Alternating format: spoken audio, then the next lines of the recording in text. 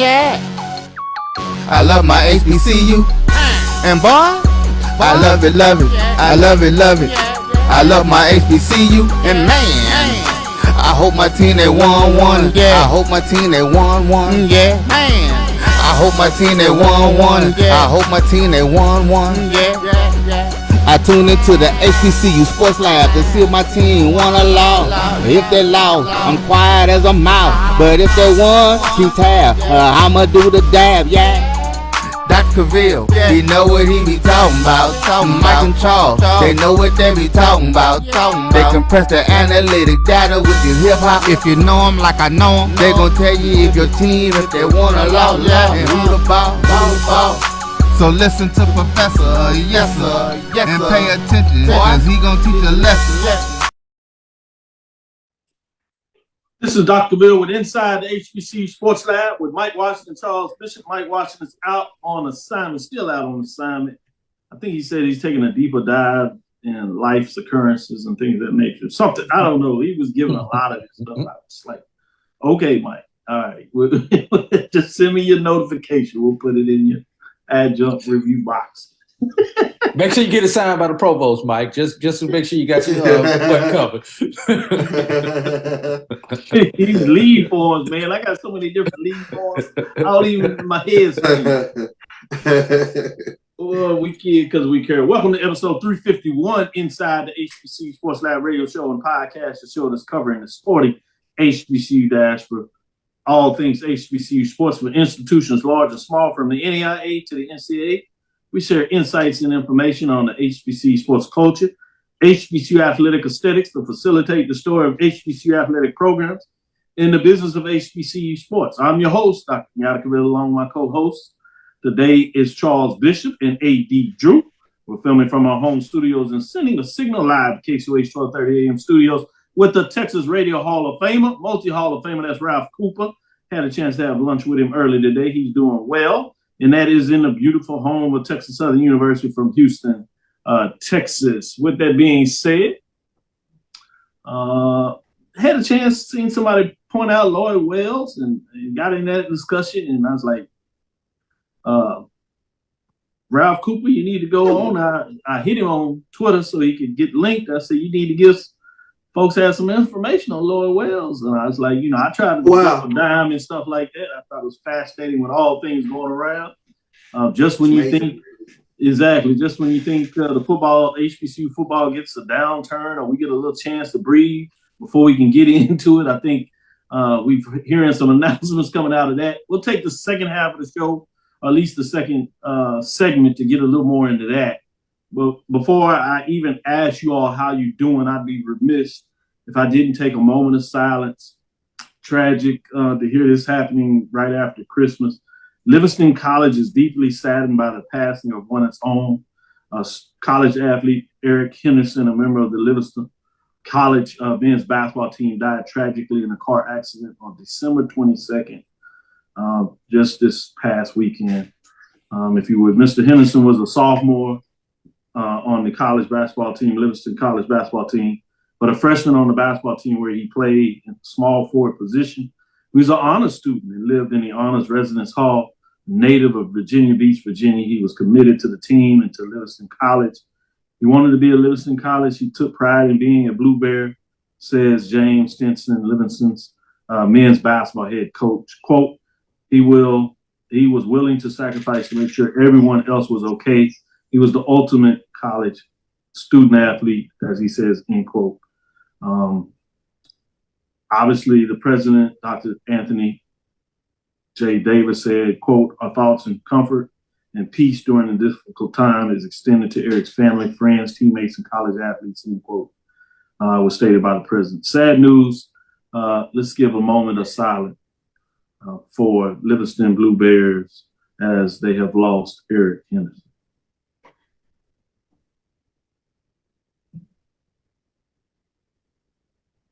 With that being said, I hope you all are coming off a much better weekend in terms of having a chance to spend some time with your family.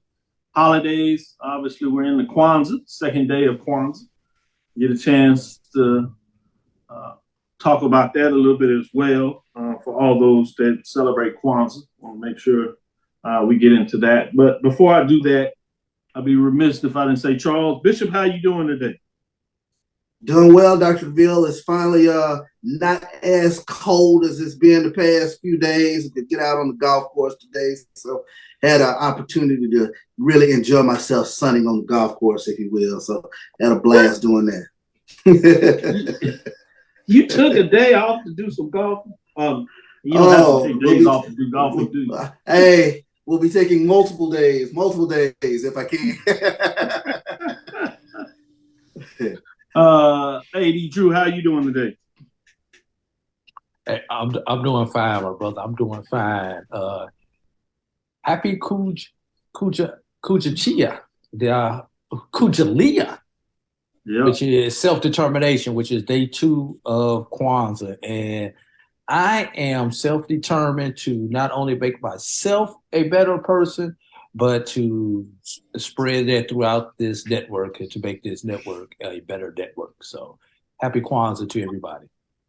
Yeah, I was going to talk about Charles and his self-determination. But he's self-determined to get he's self-determined to keep the ball in the fairway. Yes. I was going to self-determine this 83 today. We celebrate Kwanzaa. I actually had a chance to start and light the candles yesterday as we started things off with my son. It's always a pleasure to go through that. And today, day 2, as he came back, got a chance to get him out of the house, get him off the laptop and things of that nature. So he went to the Kid Adventures Day here to get a little day in there. So that was big in terms of that. And so we'll follow up to this evening and get it going after the show. But with that said, want to get into it. Charles, I was really wanting to get in a little bit of your thoughts of this nature. Is like, everybody was fascinating with the announcement, obviously with Coach Prime after the game, but people started focusing on all the folks that were hitting the portal. Then last week, as we left, we got the reports with the top 10 rankings, and that was early on because early signing day was at Wednesday. You got them out Thursday, and they already had it ranked. You had Jackson State 1, FAMU 2. 6 of the top teams were from the SWAC. You had 2 out of the MEAC and 2 independents, if you would, in terms of that top 10 list. Jackson State being right there at number 1, FAMU over there at number 2. A lot of focus was on those 2 programs. Coach Willie Simmons would descend to the top. People were fascinating in a lot of ways, just what Jackson State was able to do. And then you get over Christmas holidays. So this weekend, you get some good signings pre-holiday, Christmas Eve. A couple of guys, big-time signees in terms of joining on and becoming a member of the Jackson State. And then you had on Christmas a lot of folks that were in the portal coming back. And I was fascinated to see in a lot of ways just the culture, as I would kind of call it, particularly for Jackson State, is how many guys that were either have already made the decision to come back or were starting to make the decision to come back, the way they really were talking about coming back to Jackson State. And then you just seem to have a drove of multiple folks saying, hey, I'm back. I'm in the fold. Unfinished business. Welcome home, as people were saying, or people's good to be home players. And I was just fascinating to see what were your thoughts when this was taking place, how it looked. I think early on you said that you would think a lot of them, after they kind of went through it, would actually stay, especially if T.C. Taylor was named the coach. Yeah. Ralph Cooper had an interview with the young man coming out of Houston, Greater Houston High School on the show last night. So if you Google up on YouTube, not YouTube, I'm sorry, but on Facebook, you can type in Ralph Cooper with his show on 12:30 a.m. that was syndicated. You can hear that interview, great interview. And he talked about the fact that he was excited. TC had jumped on him early, stuck with him, and he was ready to go to Jackson State. Besides that young man and some others, just talk about how that took place for you. Yeah, I mean, I think it underscores what TC was talking about just last week on this program, where you have to re-recruit your own players. And I thought for the continuity of this program, I said it, the TC was the right man for the job. I mean, he is a very well-respected figure within this Jackson State community, very well-respected coach on this staff. And for the continuity of what they have going on at Jackson State, I thought it was essential that TC Taylor would be the man to take the helm of this Jackson State job. And when we talk about this Jackson State culture in general, we're talking about, and I've said this before, this is a very unique fan base. They don't take a second fiddle to the other programs within the state. You're not going to be a Jackson State fan and a Mississippi State fan, Jackson State fan and Ole Miss fan. So you've seen all that kind of galvanize, especially on social media, because this Jackson State fan base, they have taken an active part, I believe, in trying to re-recruit a lot of these players on this football team. So you see a lot of that love being reciprocated back and forth. So I think it's been tremendous to see, how an engaged fan base really takes on a life of its own and really does their part, if you will, to try to keep players on the roster. Great comments. I want to go to you, 80 Drew, but I wanted to go to the other side, the other force in the Eastern Division. Coach Willie Simmons, FAMU, they've been very active and engaged on the social media platforms, Twitter, Facebook, Instagram mainly, between Twitter and Instagram in terms of what they're able to do. Sign a lot of players, keeping some Florida boys at home, as people would say, knows a lot of talent there. In terms of your thought, how have you thought that FAMU has done in terms of making sure players stay at home, that not even necessarily getting in the bubble, but still finding a way to recruit and in recruiting at a high level, particularly for this early signing? Well, you got to give Coach Willie Simmons and the staff down there at Florida A&M their due props, because despite what everybody else is doing, one thing you do not see at Florida A&M is people entering the portal from Florida A&M. You see a lot of people going to Florida A&M, but you matter of fact, in the 3 years that the portal has been hot, we've just had our first player leave and enter the portal. And I believe that was a grad transfer that actually entered into the portal. So despite all the dysfunction that everything else has gone on at Florida A&M University, the players themselves must love the culture down there in Tallahassee in the highest of 7 hills, and have decided once they get in there and taste that Florida A&M culture that they have stayed in there. So not only do I give Coach Simmons and his staff props, but everybody else their props there at Florida A&M, despite the dysfunction that we have had in the athletic department. And just a little comment on Jackson State. The one thing that is almost a shame to me as an HBCU grad is to see those great freshmen that you guys had down there, Charles, with Kevin Coleman and Travis Hunter and some of the other talented freshmen that you have, not really staying to really embrace the HBCU culture there at Jackson State and any HBCU, because we saw what 2 years of it did old Cador and Shiloh. I know they had to follow Dad, but I really don't think if they had their choice, if it wasn't Dad, they would have probably stayed there. That's just a gut feeling that I have. You could probably talk on that a little bit more, but it's something about when you get deeply immersed in this HBCU culture. Why the heck do you think some of us spend 5 years or 6 years getting our undergrad degree? We get too immersed in the culture, but there's something about that culture that does it to you, man. Well, one thing I will say, and I'm a player's person. I believe in free movement. So I think every player has to kind of take a look at what is the best situation for them. Would we have loved to have kept them within this culture? Of course.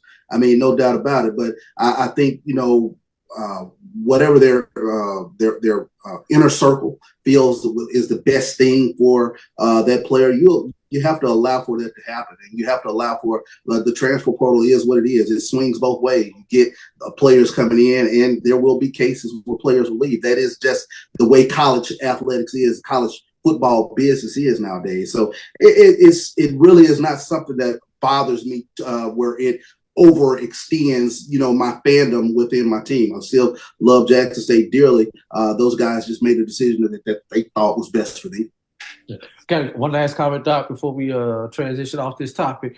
One thing that I have noticed, and I haven't done the case study, might be a good case study for somebody to do, but the HBCU athletes tend to transfer among other HBCUs because of that culture. It's not a great percentage of them when I just looking at it on the surface. I may be wrong, but looking at it on the surface, it's not a great percentage of them that transfer from an HBCU to an HWCU. It seems like a lot of them transfer HBCU to HBCU, and maybe it's something about that atmosphere, what they find on their campus. They look for that family feeling on another HBCU's campus. Just a hypothesis. I may be wrong. Yeah, I think that's interesting to look at that, to see that, because you've seen, at least over the last couple of years, and before that, even if folks were transferring from FCS to Division II, they tend to transfer within the HBCU family. This year, and last year, we've seen transfers from the MEAC to the SWAC. I think you've seen a transfer from MEAC to, within that conference. So Morgan State, Delaware State to Morgan State, and things of that nature. So would be interesting to see if that's just a service level we're seeing out there or what have you. Before we go into this break, I'd be remiss if I didn't acknowledge this is the 130th anniversary of the celebrating Biddle College, now Johnson C. Smith, playing Livingston College in the first HBCU game in 1892 on December 27th, where when you look at this matchup, just important, Biddle 150 from the leather helmets to the commitment now that we make. I thought it'd be remiss if I didn't acknowledge the 130th anniversary. And so that's fascinating. Posted about it. You've seen a couple other folks posting about it as well. Shout out to Livingston as they talked about it during the year, during their game against Johnson C. Smith. They really played it up and celebrated that 130th anniversary that would be coming up this year. Then you got a little bit, we'll get into this NFL report. Durant showed off this weekend with the Rams in terms of what he got done. Obviously, accolades to North Carolina Central as defensive back Baker is continuing to get up accolades in terms of the AFCA All-American First Team. According to MEAC stats, you obviously have that with Jackson State, Miller, named on that All-American team. So you still get these accolades for players that continue to do well and shine all this year. So fascinating to see what that looks like. Let's get into our first break. We'll come back on the other side.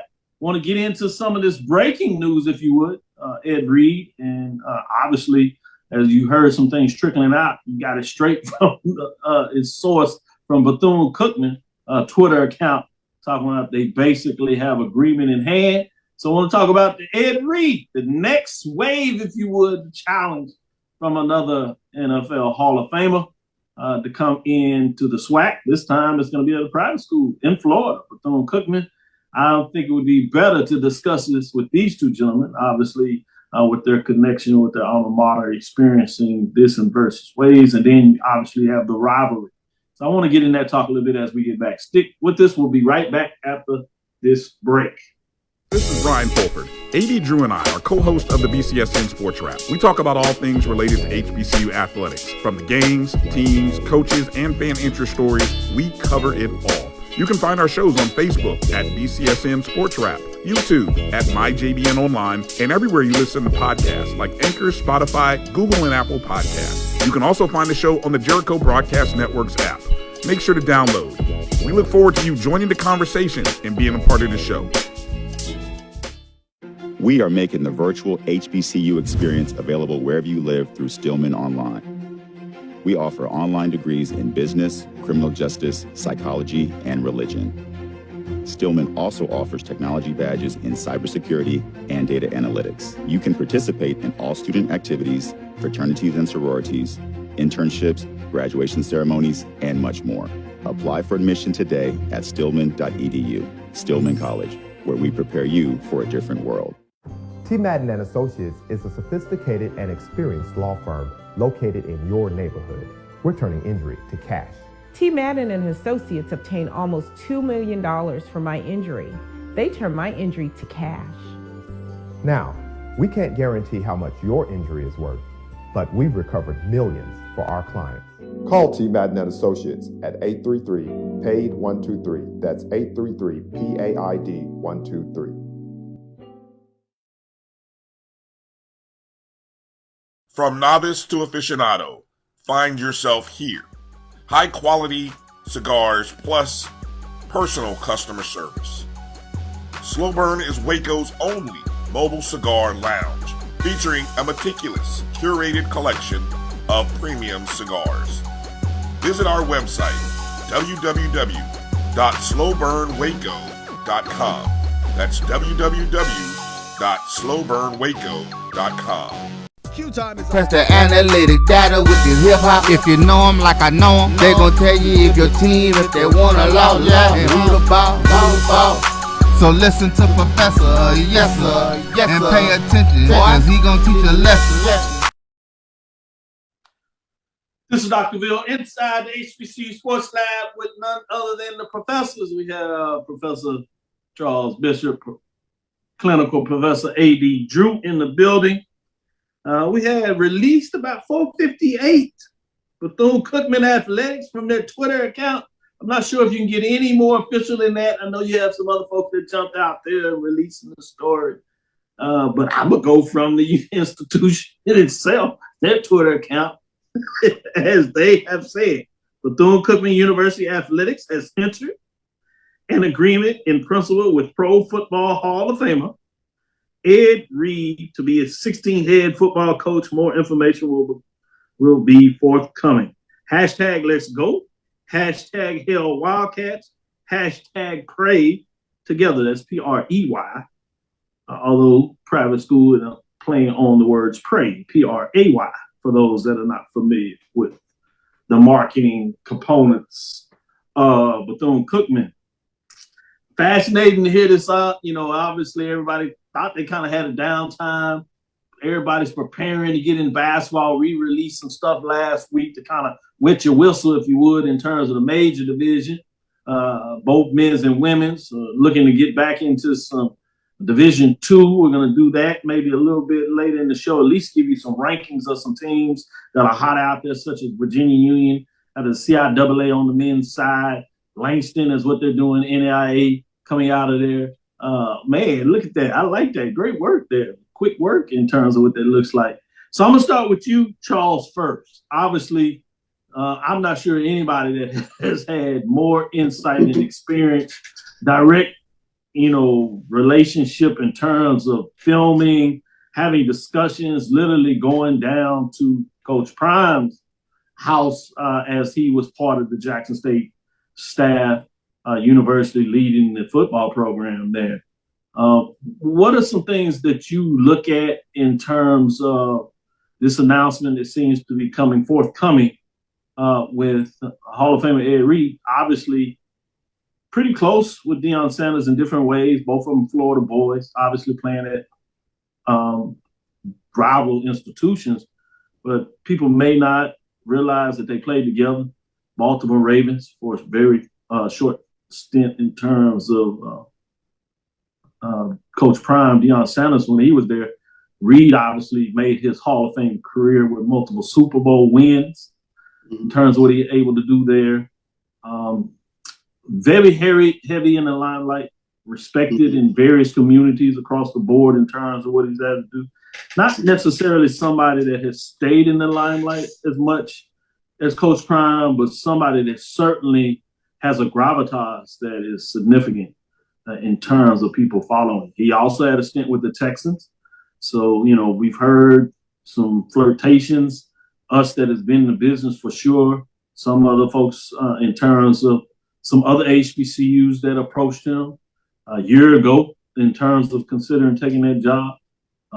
Even as close maybe this year, some schools getting in that conversation. And early on, that Bethune-Cookman was looking to make a huge flash. So I was one in this direction. But with all that being said, Charles, to get into it, what are your thoughts? What is your gut feeling as somebody that has experienced this? My gut feeling in looking at this is why not roll the dice with Ed Reed? The similarities are incredibly striking. When you kind of take a look at this Bethune-Cookman football program, storied football tradition, proud football program that quite honestly has been down lately. It bears resemblance to what Jackson State looked like prior to 2020. It was a down program in need of some rejuvenation. It's going to be tremendously intriguing to see what Ed Reed is able to bring to this proud football program. But we know this about him. He has been involved in college athletics down at the University of Miami. He has those relationships, being involved with that Under Armour All-American game, much like Coach Prime. We know his football acumen from all accounts has been off the chart with regards to preparation of the game, much like Coach Prime. So I'm all for it. I mean, when you talk about rolling the dice, this is one heck of a hire by Bethune-Cookman. I'll be frank with you before I go with that. Obviously, when we were making a move, happy with Bubba McDowell, obviously our connection with both of them went to Miami. We talk about that. But before we had decided on a name, one of the players that I put out there, because I had heard his interest, and I told the former athletic director to make a call to Eric Reed at that time. Obviously, life moved on, so I won't get into what I've heard behind all that. But great points you make there. Professor Drew, clinical Professor Drew, I want to come with you from a different perspective. Same framing on Ed Reed, but obviously coming from the rival institution, FAMU, that has won the last two Florida Classics in terms of that rivalry, turning the tide in a lot of ways after being on the wrong end of this. Obviously, people were feeling really good in terms of what FAMU still are, in terms of what FAMU's done, finishing two of the last 3 seasons, if you would, at 9-2, have a 9-3 season in the mix, so 3 9-win seasons. FAMU is on the rise, a lot of rich talent in FAMU, but instead of a lot of this being connected in terms of being previous with the MEAC, now this brings in a flavor in the SWAC. As you've developed relationships, gotten to know much more of the history of the SWAC, I've seen it from the rivalry. And when I say rivalry, I'm just talking about in terms of peer competition with Jackson State and FAMU, not regarding withstanding any other long-standing rivalries, but in terms of being in contention to win the Eastern Division, that game over the last few years has meant quite a bit in terms of that matchup. So you look at the ascension, stabilizing the program there, and then all of a sudden now a lot of eyeballs will go to the state of Florida, but you would think a lot of it would be on Bethune-Cookman University. What are your thoughts in the hire, and how does this resonate with the rivalry? Does this kick it up a notch, or is there such a thing in terms of what that looks like, or was it already going to be pretty high with regardless of who's coaching the football program?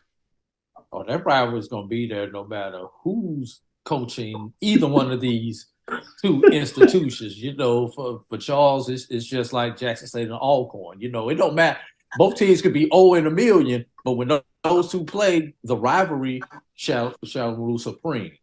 Now, it's interesting with this, Bethune has always been Florida A&M's little brother, has always been in Florida A&M shadow.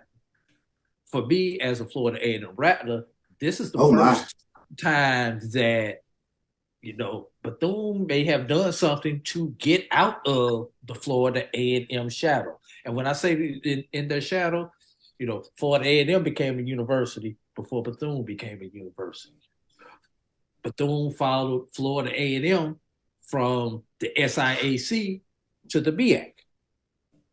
Bethune followed Florida A&M from the MEAC to the SWAC. So these two institutions are tied at the hip, but they've always followed our lead.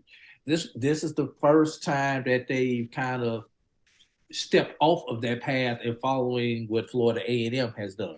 What I find interesting about this is you've got an NBA athletic director and head coach in Reggie Theus, who hires an NFL Hall of Famer Ed Reed as his football coach. Now, you can say what you want to. There's some kind of tie in there, and the reason why the NBA player went with the NFL player. No problem with that. But what this is going to come down to is the hot recruiting bed in that Miami area, Miami, Fort Lauderdale, Fort Myers, Palm Beach, and the hotbed of just football talent, period. And that's on all levels. Right now, Florida A&M has about 15 to 20% of its roster comes from that Miami area. But though only has about 10% of its roster that comes from that Miami area. So with Ed Reed being from Miami, having played for Miami, with that shift of power with those 3, 4, 5 recruits that would have gone to Florida A&M, now go up 95 to Bethune, and with that shift the power of the Florida Classic back to Bethune. Because I saw it for 9 years what happens when I've been on the wrong side of that rivalry. So just wanted to throw that out there. I will say this for the Prairie folks out there. You don't have to worry about Ed Reed for the next 2 years. They fall Bethune because they fall off the stage just in time. But you do pick up FAMU in terms of that. If you go down this year and then FAMU comes to Texas next year. Texas Southern, maybe not so much in terms of them getting FAMU on the schedule and Bethune-Cookman. Woo, boy, it should get interesting as the tide changes in the East Division of the SWAC. And it's going to be interesting what the MEAC folks think about this hire. They're like, man, we just got through with one. Now we got to deal with another one. But as far as they're concerned, Celebration Bowl, they like bring them on. I know. To the victor go to spoils. To the victor go to spoils. So MEAC has scoreboard. MEAC said, we don't need your stinking NFLers. MEAC has scoreboard. Keep y'all Hall of Famers. We'll teach you how to just play some football down these ways with good old high school recruits. SWAC has to eat that humble pie on that, so MEAC has scoreboard. Let y'all have all the fanfare until Celebration Bowl.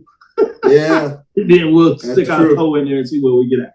With that being said, love to have fun with the folks out there. Stick with us. We'll be right back after this break, and we'll get back into some conversation and see what the talk is out there. Stick with us. We'll be right back after this break. Q Time is our classic Atlanta soul food restaurant located in the historic West End. Q Time Soul Food is a family business started by Fred and Christine Crenshaw. Come on in, relax, and sink your chops into our tantalizing, mouth-watering, distinctive soul food with a twist, the Q Time way. 1120 Ralph David Abernathy Boulevard, or call your order in at 404-758-2881. Do you miss your mama's cooking? Then come on down to Q Time, an Urban Passport member. The Cuvée Group is a Florida-based marketing and training consulting firm. We help businesses communicate to their target audience and engage them in conversation. We also help to expand their audiences, which will ultimately result in growth for those organizations. In addition to being a certified constant contact specialist, my colleagues and I are also certified in John Maxwell Leadership Principles. We use these proven principles to conduct workshops, training, and private coaching sessions for individuals and companies looking to take things to the next level. Contact us to schedule a free consultation. Issues today, don't delay, call Cuvée. Since 2002, Empowerment Resources, Inc., a nonprofit organization, has empowered more than 1,500 youth and adults in Duval and surrounding counties through its programs Journey into Womanhood, Girls Mentoring, Life Skills for Teens, and Parenting Education Coaching. To get involved with programs, volunteer, or donate, visit www.empowermentresourcesinc.org. Follow us on social media, facebook.com/empowerment.resources and instagram.com/empowermentjax.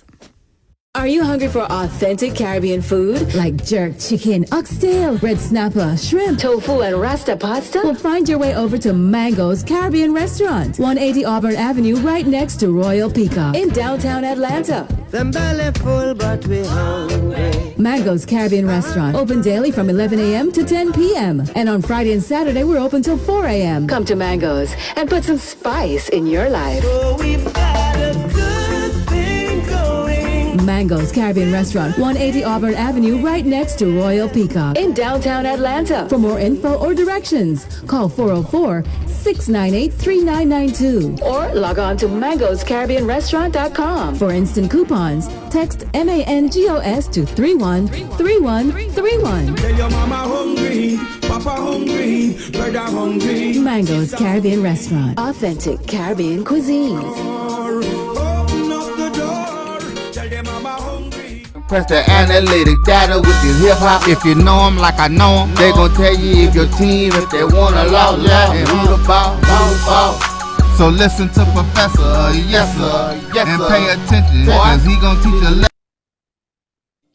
This is Dr. Ville with Inside the HBCU Sports Lab. I really wanted to get back into some levity. I was really excited to hear this news and would like to get your all's thoughts on this. And I'm sure it's going to hit home like it did for me with you all, but still want to get your thoughts. There's going to be a postgraduate scholarship to be named in memory of the late Mr. Eric Moore. For those that, for whatever reason, are not aware of Mr. Eric Moore, he passed in October 30th to be exact. He was the principal architect of the Onidan, named after his mom, Ani, and his dad. In terms of the website, better known as HBCU Sports, for the longest, in terms of being able to Google on it, which he sold to Ken Rashad, that owns the HBCU Sports website now. That started off as the Swag Page Network, TSPN, just to show you the connection there. But a lot of folks used to go to his board when we first started out. Many of us called him in a very appreciative manner, if you would, the grandfather of the social media context of HBCU sports. But he was even recognized by many people long before that in terms of his sports information, depth of knowledge, from websites to stats, covering it, traveling up and down the coast, doing so many things to get the platforms out there. The days when there used to be magazines, he would help with those that were pushing the magazines and producing magazines in terms of information. Luke Williams, they became like tag team partners for many years as I was just dabbing my toes in this HBCU sports context, as I like to call now, the sporting HBCU diaspora. But I remember having the chance to ride home, going to my first MEAC Media Day several years ago.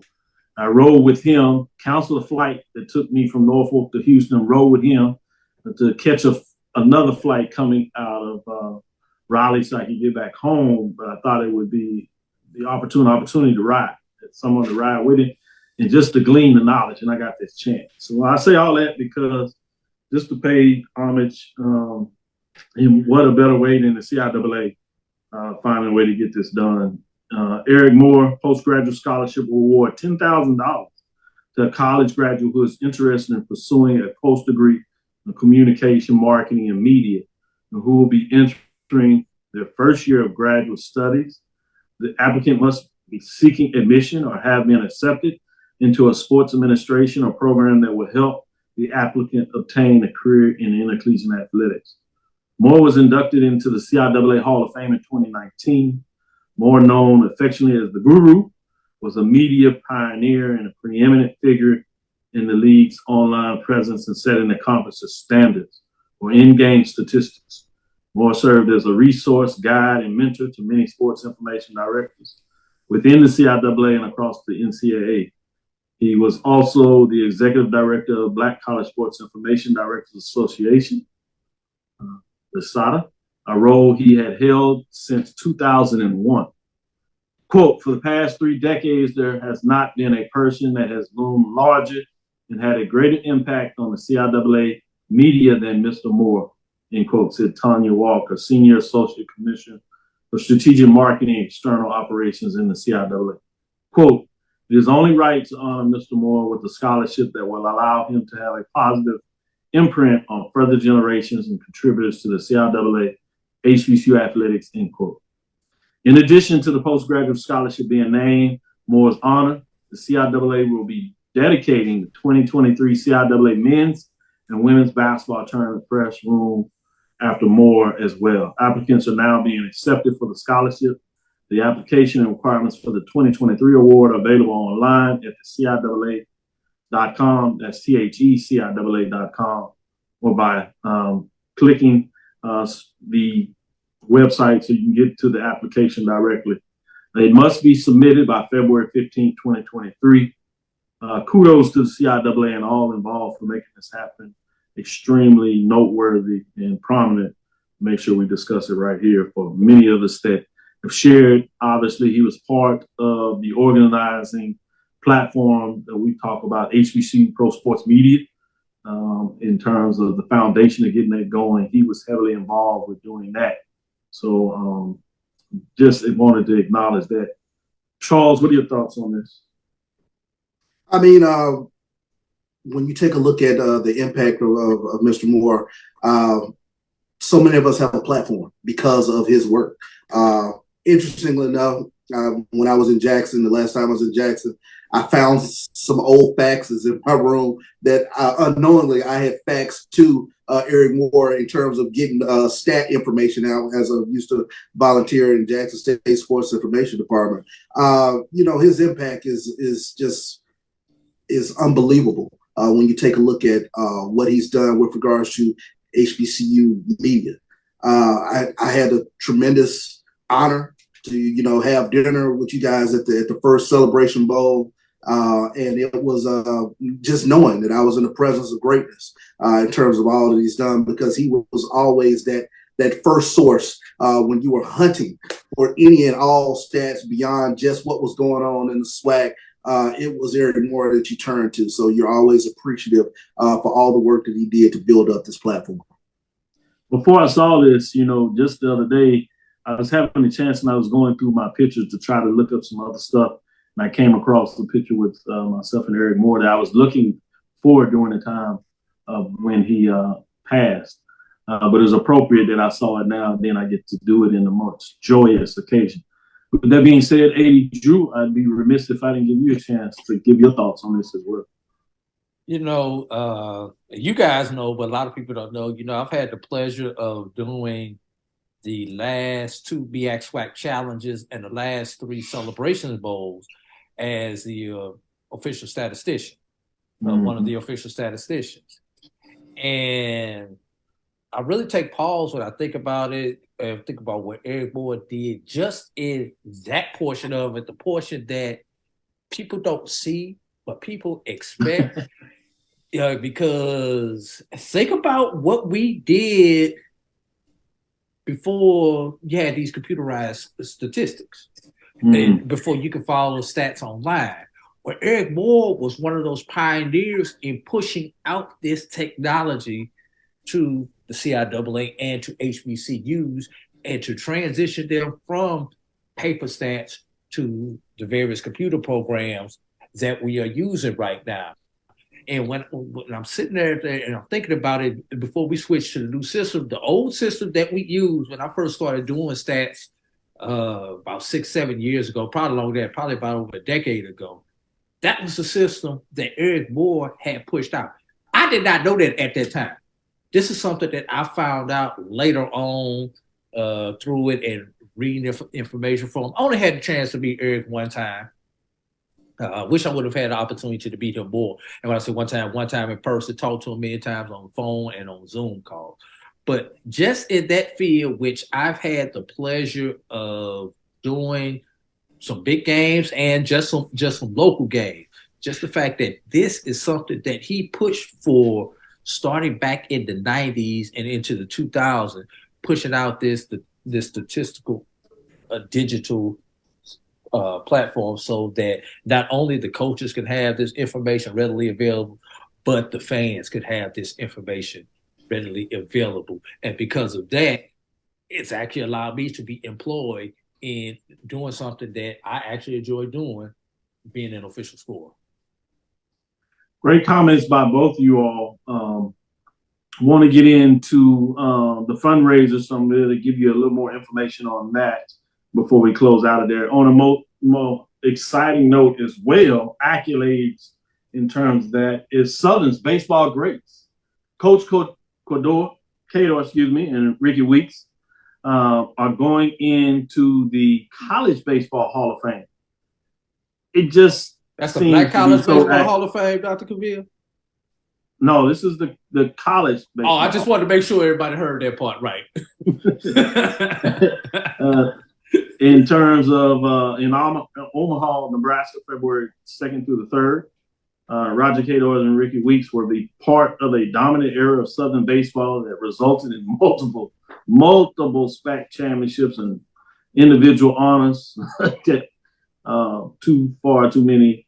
I've seen them live in terms of that game they played Prairie View where Ricky Weeks just went berserk. I mean, it was just amazing to see. And it's really fitting that they get to go in together. Just recently, Ricky Weeks was inducted into the SWAC Hall of Fame. Got to congratulate him down there in Atlanta during that great celebration. But now the accolades just keep coming. Cador led the Jaguars to 14 conference titles and a pair of Black national championships over 32 seasons. Weeks during his time at Southern became the first and only HBCU baseball player to date to win the Golden Spikes Award, which for those are not aware of is equivalent to the Heisman. A lot of people would say in terms of college football are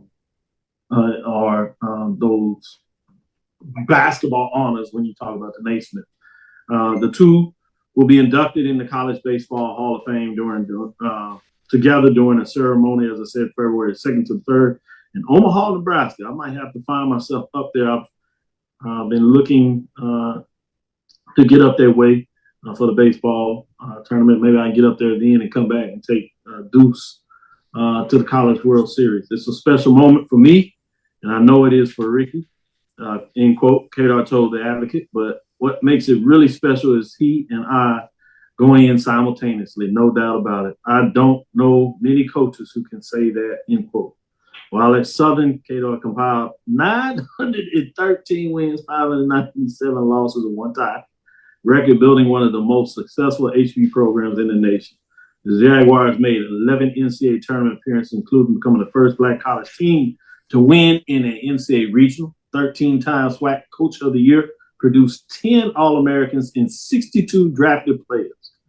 Weeks, who did not receive many Division I offers out of high school, coming out of Florida, but together two of the most outstanding seasons by any player in NCAA history. The second baseman led the nation in hitting, both 2002, 495 batting average, and 2003, 479 for Roger Cador's Southern squad. In his final season in 2003, Weeks hit 16 home runs and drove in 66 RBIs while averaging a 1.6 run per game. The year before, he scored 63 runs, hit a Southern record 20 home runs, and drove in 96. He notched Southwestern Athletic Conference Player of the Year and consistent All-American honors in each of his last 2 campaigns, including being named the College Player of the Year, the first by an HBCU player in the history of the honor. Weeks went on to be drafted number 2 overall in 2003 by the Milwaukee Brewers and played 11 seasons in Major League Baseball. That was pretty honest to be able to read that. We'll get into our next break and come back on the other side and give a little basketball talk. We'll give you some of these teams that are playing some good stuff and give you some top rankings. Get ready for some matchups. You get in next week. SWAC conference play starts. Gets in started next week. You have a quadri of games that played in that Monday, Wednesday, Saturday, Monday format. Then the following week, you get into some MEAC Division I. Obviously, the CIAA has been playing, and so that will continue, and we can give you some rundown on that. Stickers will be right back after this last break. The human voice has always connected audiences with experiences. Major brands all across America have trusted Cover's voice time and time again. Conversational, powerhouse, intelligent, and sincere. That's the voice you need for your creative marketing process. KEAVERSVOICE.com. Kever's Voice, Kever's Voice, keversvoice.com. Always on, all the time. Shop Velvet Online Women's Boutique to spice up your closet with trendy, unique looks. We have fashionable and chic looks at very affordable prices. Velvet Boutique offers free shipping all year long on all orders. Shop online at www.melvetboutique.com. That's www.melvetboutique.com. Like us on Facebook and follow us on Instagram. Shop Velvet Online Women's Boutique.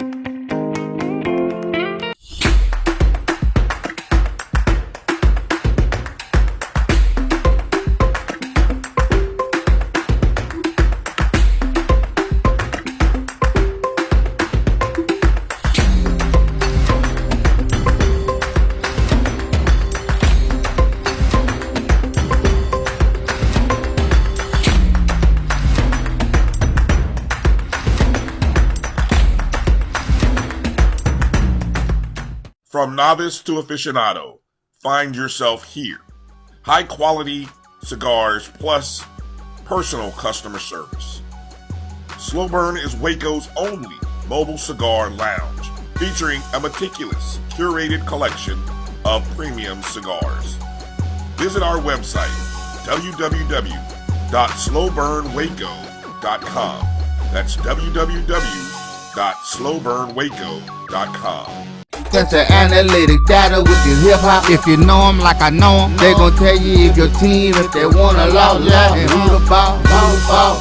So listen to Professor, yes sir, and pay attention, cause he gon' teach a lesson. This is Dr. Bill inside the HBCU Sports Lab as we get into that fourth quarter. Put your four up to get you out of here with the great show. Wanted to make sure you're aware of a promotion that we're doing. Fundraiser, if you would, for my JBN, Jericho Broadcast Networks to be specific. The future of urban media, as you know, we always say around these parts. You can go to the website, www.myjbn.com/grow. Again, that's myjbn.com/grow for a network fundraiser for 2023. We would like you to support us as we continue to grow. Download my JBN, my BCSN, that's my JBN1 and my BCS1 on Facebook, Twitter, and IG. My JBN online on YouTube. Make sure that you're liking, subscribing, all those. And most importantly, get the app, my JBN, my BCSN. If you go to there, you'll get more information on how you can support us. As we continue to move forward, it's extremely important that we get your support as we continue to build the legacy that we believe that you want to have in terms of supporting us to getting just the media talk out here for HBCU sports, the culture, the HBCU sporting diaspora, as I like to say, and to getting you more information, more opportunity to broadcast these games so you can see the games yourself that you love to see, as well as making sure you get the updates from all the shows that I'll close at the end and give you an update on all those that you know to continue to like. With that being said, let's jump in here and give some updates on the top 5 of the major division. Gave this to you last week, so no changes here. But for those that were getting ready for Christmas and get this information, just kind of want to put it on top of your mind as things are starting to get in heavy as we get into conference play. Love this. Let's get into the top 5 for the women. When you look at the women division, just outside receiving votes is North Carolina Central Eagles as they continue to play some good basketball, 5-4 on the season, if you would, 62 points, just out on the top 5. They played much better this year as they've done in the past, so it'll be interesting to see will the Eagles, North Carolina Central on the women's side, take the next step. Let's get into number 5. Number 5 is Tennessee State Tigers. You'll see that they're doing it both on the men's and women's side. Credit to the Lady Tigers. Did really well last year, particularly start things off as they made the run for the tournament in the OVC. Back at it again, 8-5 on the season. 70 points as they continue to do. At number 4, you have none other than Jackson State Tigers. Obviously, the record 2-7, played a tough record, but you see what they did last year. Have a lot of players coming back, added some pieces. So we believe they're going to go on a run. They do have one vote for folks that think that they will get it done. Bringing us to number 3 as we get into North Carolina A&T State Aggies, sitting at 6-5 on the season, 83 points. So 2 of the top 5 programs are outside of the SWAC or MEAC, bringing us to number 2. Let's see where we're going here. At number 2, you have Morgan State Bears coming out of the MEAC, 7-5 on the season, 2 first-place votes, 101 points. At number 2, playing some really good basketball, made a run. Last year, it looks like they're going to be competing for a championship this year. But at number 1 is Norfolk State, as the Spartans get it done, 10-3, robust season, several Division I wins, and they're rolling. And this is a program that got their first championship a couple of years ago, and now since then have really been rolling. And they're doing it on both sides. Norfolk State is the basketball capital, at least at the major division level, for HBCU basketball. Let's get into the men's side, and you'll be able to say why I say that. I guess Nashville may say, hey, look at us as well. We certainly will say some kudos for them. North Carolina A&T, outside of the top 5, got their big win over Texas Southern in the Chris Paul tournament there, if you would. Fascinating to see that. And Cotton State Eagles playing some good basketball with some 3 Division I wins early on. They've always played solid non-conference, but get stuck in the conference play. It'll be interesting this year to see on the men's side, can they get over that hump and make a real push to the top with North Carolina Central and Norfolk State. Let's get in the top 5 here and see who's in the mix. North Carolina Central, those Eagles, sitting at 6-7. Coach Mouton, remember him? They kind of been down the last 2 years, so it'll be interesting to see, can they get that force of motion back as they play some really good basketball. Bringing us to number 4, Howard Bison, 7-8 in terms of what they get done, playing some good basketball. 3 Division I wins, rolling as of late as they've stacked up those wins over the week just before Christmas. Continue to see if they can turn and make that turn and really push the upper side of the MEAC in terms of their play. Bringing us to number 3. We get into number 3 with Grambling State Titans, sitting at 6-5. 1 first-place vote. You've heard a lot from Grambling in terms of some of those early wins. They've had a couple of more since then. It'll be interesting to see. Most of the time when you talk about the SWAC, you're talking about Prairie View, Texas Southern. Grambling says not so fast. They do have a regular season championship over the last decade. People forget about to let you know that they have some building blocks. Very talented team there. Always a tough place to play. And they got the big win in that Chris Paul Challenge last year when they just pounded Morgan State. Looks like they're going to be real basketball in the hunt this year. Bringing us to number 2, when you talk about what's going on there, is Tennessee State. This is where I'll tell you a little bit about the men's side getting it together. You saw what women have done. They're at 8-5. They're saying that we play some basketball here. 4 first-place votes, 103 points. I would really love to see a basketball game between Tennessee State, North Carolina Central, home and home, honoring John McClendon, the basketball savant, and so a legendary coach for both programs there. Be interesting to see what that matchup would look like with both of those teams playing some good basketball. At number 1, no, none other than Norfolk State Spartans, 9-5, 6 first-place vote. They are keen, if you would, on the Chris Paul challenge, if you would, there. They went 2-0 last year, come back this year, and guess what? They go 2-0 again, defeating Hampton, their rival there, where they go halfway across the country and go to Las Vegas. I was there on Sunday, so I got to see the matchup where they defeat the Aggies on Sunday. All the games were really well played, close games, but shout out to Norfolk State as they get it done in the Classic, as well as getting a lot of those wins. Fascinating what you see going on there. Also wanted to give a shout out to Langston out of the NIA. They are ranked in the top of the polls on the men's side, if you would, in terms of being at number 11 in those rankings, getting it done there. Langston jumped up as high as number 7, previous 15th. The last poll rankings, 11-0 at that time. They jumped up to 13-0. I think they may have just taken a loss recently before Christmas. That was exhibition. Exhibition game, so it doesn't count the leisure. Just getting it done. So they're rolling. As you see, top 10 program.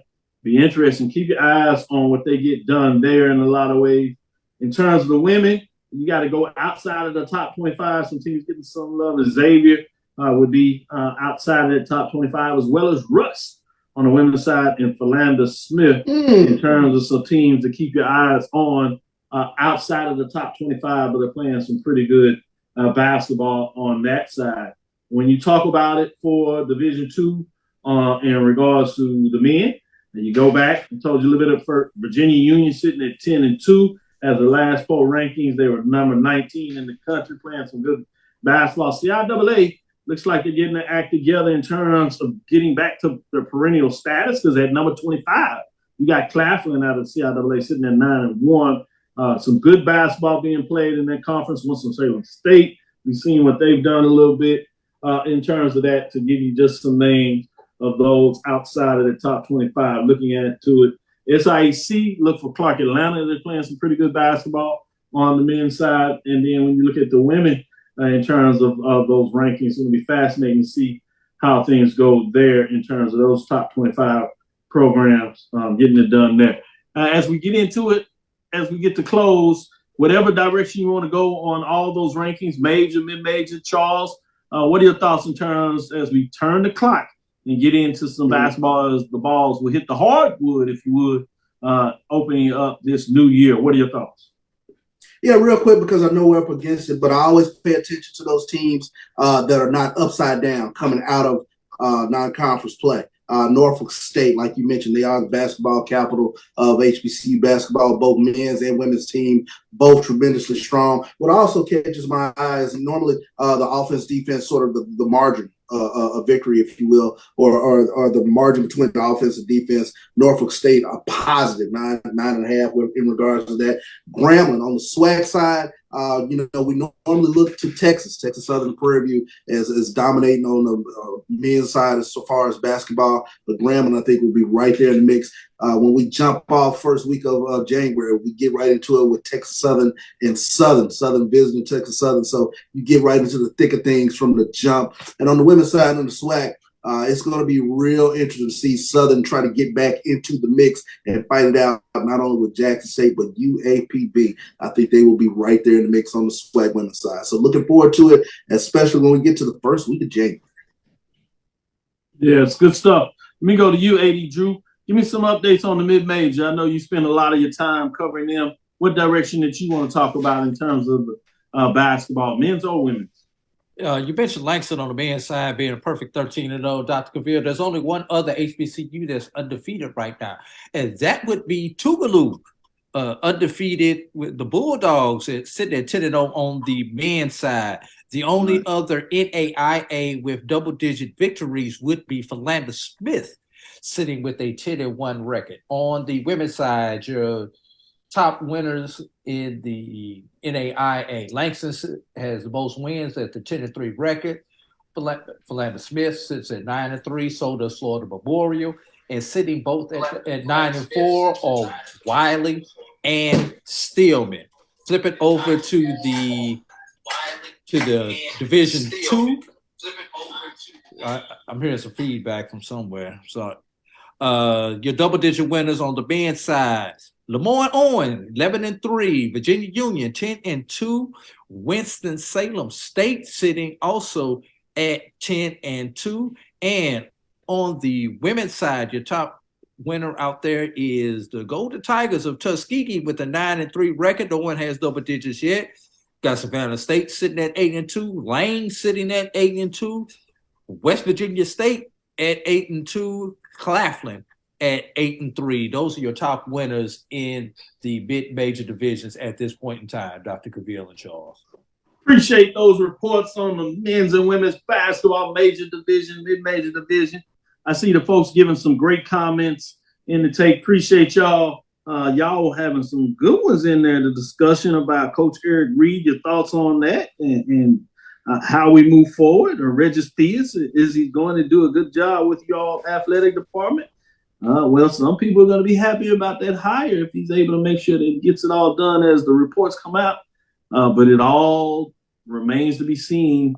I wonder how it's going to work in a private field school to see what it looks like. Go ahead. I was saying, I wonder how the formula works at a private school versus a public school. We've got another dissertation paper that we're going to have to do in a few years to see how the prime effect works at a private school and the read effect works at the prime effect works at a public school and the read effect at a private school. It's going to be interesting analysis. No doubt about it, and I certainly would be doing my presentations so we can find out who we get to do some of those dissertation reports. Good way to put that in terms of, as we say it in the lab. Yeah, I wouldn't go put it. I got a lot of data. You got that half of it. I got a lot of data.